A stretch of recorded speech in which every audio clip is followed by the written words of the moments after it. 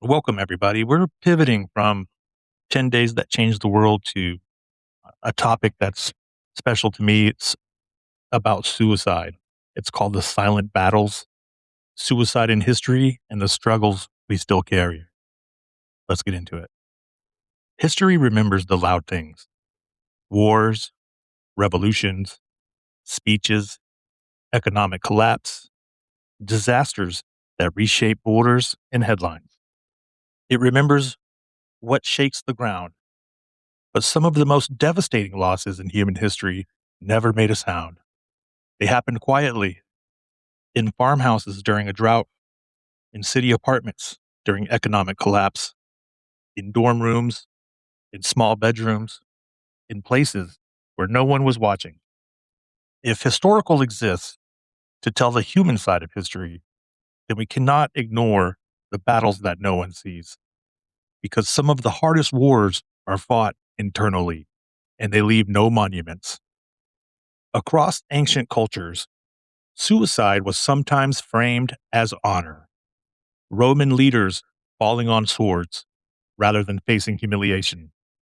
Philosophers choosing death over exile. Individuals pressured by disgrace or public shame. History often recorded these deaths with dignity, but admiration hides complexity. Cultural expectation can be crushing. In societies where honor defined identity, losing status could feel like losing existence itself. And for every dramatic historical account, there were thousands of ordinary people whose suffering went unrecorded. The farmer crushed by debt, the widow overwhelmed by grief, the young person isolated by stigma. History preserved the spectacle, but it buried the private. During the Great Depression, suicide rates rose significantly in several countries. Banks all over the world failed. People's savings completely vanished. Jobs disappeared almost overnight. Much like today, for many, work was not just income, it was identity. And when that identity collapsed, hopelessness quickly followed. History remembers unemployment statistics. It does not remember the quiet conversation at the kitchen table, the father who felt he had failed, the graduate who saw no future, the shop owner watching everything they worked for unravel, and despair. Well, I'll tell you what, despair spreads quickly and quietly. And when it feels permanent, despair distorts your perspective. But history teaches something very important. Economics collapses, they always pass. Economic collapse will always pass. Lives do not return once they are gone. It's finite. We often assume suicide is a modern crisis, but it isn't. Isolation has followed humanity through every era. In the 19th century, industrialization uprooted communities, villages emptied, and social networks completely dissolved. In the early 20th century, cities grew, but anonymity grew with them. In the modern era, digital life introduced a completely new paradox. We are constantly connected and often deeply alone. Today, people face social isolation, financial stress, comparison culture amplified a billion times by social media, chronic pressure to perform happiness, lingering stigma around mental health. The technology has changed, but the human nervous system has not. We still need connection. We still need purpose, and we still need belonging. History shows that when those erode, suffering increases dramatically. Across centuries, one pattern always repeats again and again. Shame silences people. In many cultures, mental suffering was treated as weakness.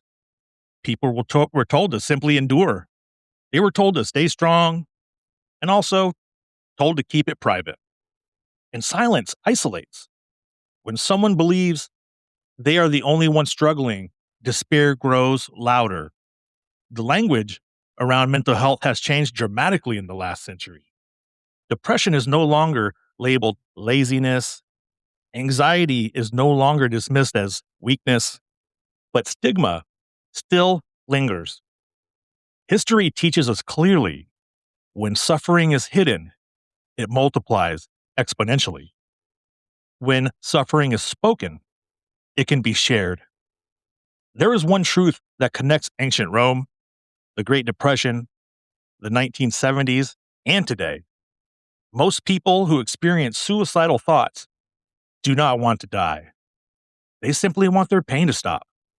And that distinction matters because pain will narrow someone's vision. It will convince a person that today, what happens today is forever. But history contradicts that belief. History is constant change. Empires rise and fall, economies collapse and have never recovered. Cultures shift, individuals rebuild. What feels permanent often is not. But in the moment, it can feel absolute. Today, suicide remains one of the leading causes of death in multiple age groups worldwide. That fact is sobering. But it is not destiny. It doesn't have to be that way. Awareness has grown, treatments have improved, conversations are more important than in previous generations.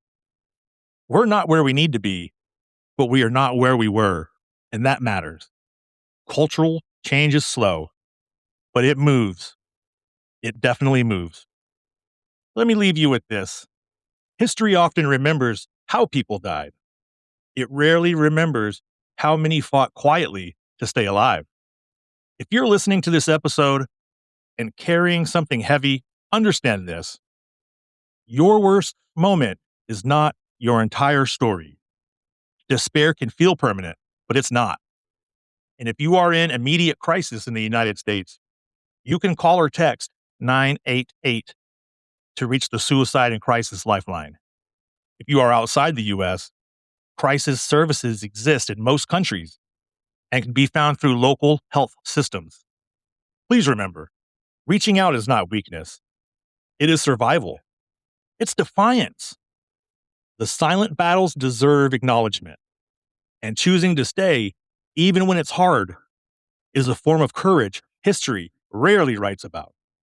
And sometimes the most important victories are the ones no one else sees.